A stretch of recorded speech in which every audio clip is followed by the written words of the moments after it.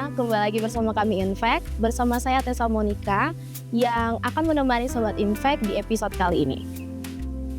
Episode kali ini kita akan membahas topik menarik yang tentunya masih seputar kesehatan teman-teman. Untuk topik hari ini kita akan membahas salah satu bencana alam yang lagi banyak banget dibicarakan teman-teman. Apa itu? Ya, megatrust. Sobat Infect udah ada yang tahu belum sih tentang megatrust? Ingin tahu lebih lanjut tentang megatrust? Ayo dengerin episode kali ini yang akan ditemani oleh kedua narasumber saya. Saya Rudolf Yujin Siombing dari Prodi S1 Ilmu Keperawatan tingkat 2. Dan saya Sania Panjaitan dari jurusan Keperawatan tingkat 1.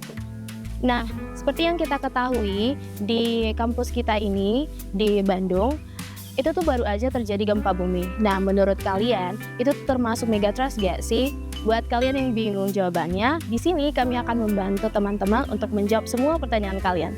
Di Infect, Real Talk, Real Health. Jadi, daripada buang-buang waktu, langsung aja kita dengerin penjelasan dari kedua narasumber kita. Nah, untuk menjawab pertanyaan dari Kak Tessa tadi, kejadian gempa kemarin termasuk ke dalam kategori megatrust atau enggak sih teman-teman? Nah, jawabannya enggak ya teman-teman, karena megatrust itu terdiri dari dua kata. Yang pertama mega dan juga trust. Mega yang berarti besar, trust yang berarti dorongan atau tekanan nih Kak. Jadi, megatrust itu adalah suatu bencana yang terjadi akibat tekanan yang besar. Karena gempa kemarin itu masih di dalam kategori tekanan yang kecil, jadi gempa itu tidak termasuk di kategori megatrust nih Kak. Oh, jadi megatrust itu adalah gempa bumi yang memiliki tekanan besar ya teman-teman. Wah, menarik nih. Nah, aku mau nanya, gimana sih cara kita ngebedain antara gempa bumi biasa dan juga megatrust?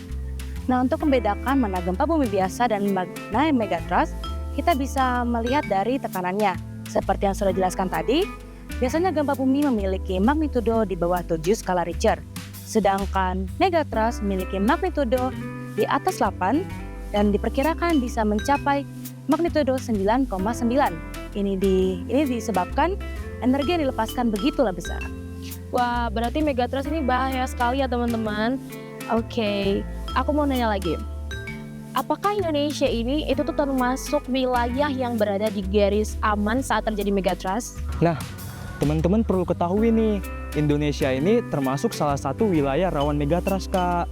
Nah, karena Indonesia ini terletak di cincin api Pasifik dan beberapa pulau besar Indonesia juga berada di zona nyaman yang dapat memicu potensi gempa yang sangat besar.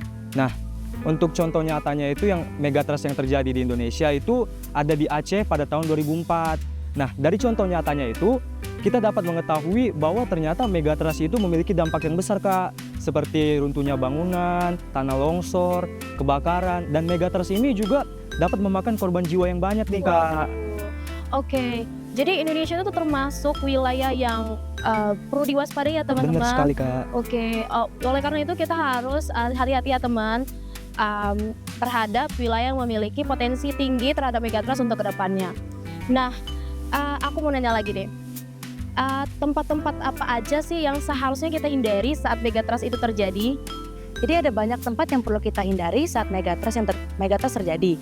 Yang pertama, saat kita sudah merasakan guncangan, kita perlu menghindari tempat-tempat yang tinggi, seperti bangunan-bangunan tinggi agar kita terhindar dari reruntuhan bangunan yang hancur. Yang kedua, kita perlu menghindari tempat-tempat yang diperkirakan ada benda-benda tajam, seperti jendela atau pintu kaca. Yang ketiga, kita perlu menghindari tempat-tempat yang sempit, contohnya lift, lorong sempit, dan bawah tangga, karena kita bisa terjebak oleh reruntuhan tersebut. Yang keempat, kita harus menghindari benda-benda yang besar, contohnya lemari dan rak buku.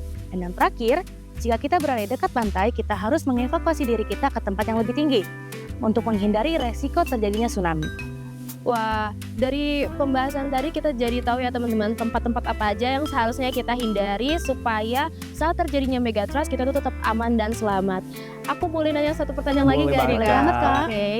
Bagaimana sih Kak cara penanganan saat terjadinya megatrust? Nah, untuk penanganannya itu yang pertama dan yang sangat penting itu Kak, kita harus tetap tenang Kak pada saat megatrust terjadi.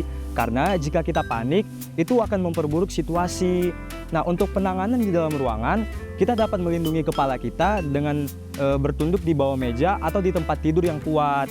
Nah, untuk penanganan di luar ruangan, kita dapat mencari ruangan yang terbuka, yang jauh dari bangunan besar, dan jauh dari tiang listrik dan juga pohon-pohon besar, agar kita tidak terkena dengan benda-benda yang jatuh, Kak. Nah, jika kita di dalam ruangan terjadi megatrust, sebaiknya kita keluar dari ruangan tersebut dan mencari ruangan terbuka yang aman untuk kita berlindung, Kak. Wah, jadi dari pembahasan tadi kita jadi dapat banyak ilmu ya teman-teman, dan tentunya kita jadi tahu bagaimana supaya kita tetap aman dan selamat saat terjadinya Bener, megatrust. Oke, terima kasih untuk kedua narasumber kita yang keren-keren ini. Terima kasih kembali, Kak. Dan terima kasih juga untuk Sobat Infek yang sudah menyaksikan video episode kali ini. Oke, saya Tessa Monica dan kedua narasumber saya. Saya Rudolf Siombing. Dan saya Sania Panjaitan. Kami akan menutup episode kali ini dengan tema megatrust. Selalu waspada dan hati-hati ya teman Infek. Tonton terus episode selanjutnya. Stay tune dan ingat, Real Talk, Real Health.